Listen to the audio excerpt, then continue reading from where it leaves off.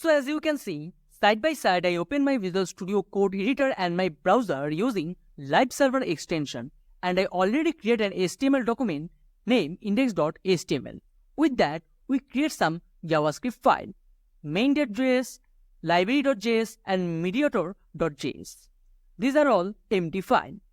And if I show you my index.html file, as you can see, here we use script tag, and inside the script tag we use type module, and also we provide a source, and this is the source path.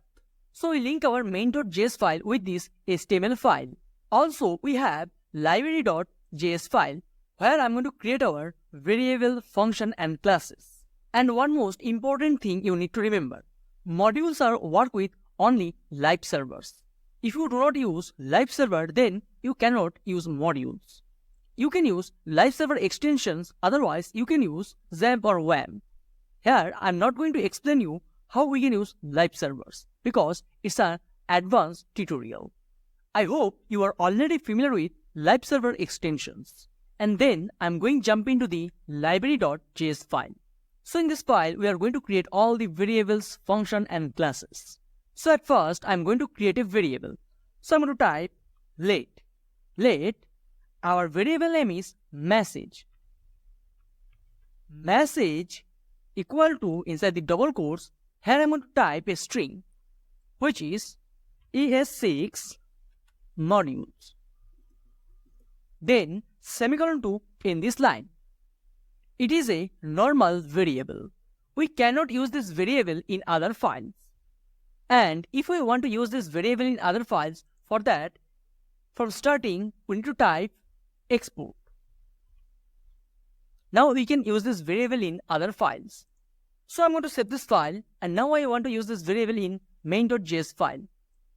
So here, I'm going to import this variable. And as I told you, for import this variable, we need to use import keyword. Import. Then inside the curly braces, we need to pass the variable name, and the variable name is message. From, then we need to pass the file path. But before the file path, as I told you, it's the module. So we need to follow these characters. Dot backslash library. This is our file. And semicolon 2 in this line. Now we are able to use this variable in this file. And now I'm going to print this variable in our console. So here I'm going to type console dot log, inside the round braces, our variable name, message, and semicolon 2 in this line. After save this file, as you can see, it's not working because I am an idiot and I do not pass the extension of this file, library.js. It's a JavaScript file, so I need to pass the extension. After save this file, now you can see in my console, it print ES6 modules. Not only that, if you want to print this message in your HTML page, yes, you can. For that, you need to use JavaScript DOM. So I'm going to comment out this line, and next I'm going to type document dot body dot inner HTML equal to the variable message, and I'm going to save this file. After save this file, you can see in my browser is print ES6 modules. And now I'm going to uncomment this line and back to the library.js file.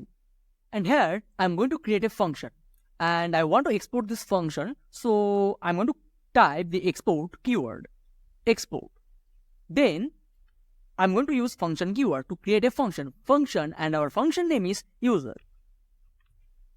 And I don't want to pass any parameter. Then inside the curly braces, here I want to type console dot log. Inside the round braces, I'm going to print a statement, hello everyone,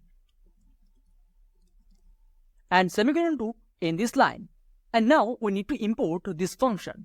So let's back to the main.js file, and after message, I want to import user function, user. And as I told you, for function, we don't need to take any parentheses. And if you want to call this function, just you need to type the function name, user, and parentheses. as like function. After save this file, as you can see in my console, hello everyone. And if you want to pass any argument to this function, yes you can. Just inside the double quotes, here I'm going to pass the argument. I want to pass a name, which is add1minj. Add1minj. And I'm going to save this file. Then I'm going back to the library.js file. And also I'm going to take this argument. For that, we need to take a variable, which is name. And I want to use it in our console. So inside the console, I'm going to use backticks. And inside the backticks, I'm going to type hello $, inside the curly braces our variable name, which is name. If I save this file, you can see the result, hello add1minj.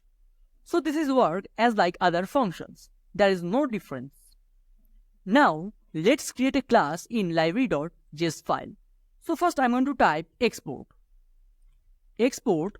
Then I'm going to create a class. So we need to use class keyword. Then our class name. And I'm going to set test. Inside the curly braces, here I'm going to create a constructor method. Constructor. And in this constructor method, I'm going to print a statement. So I'm going to type console.log. Inside the round braces, here I'm going to type constructor method.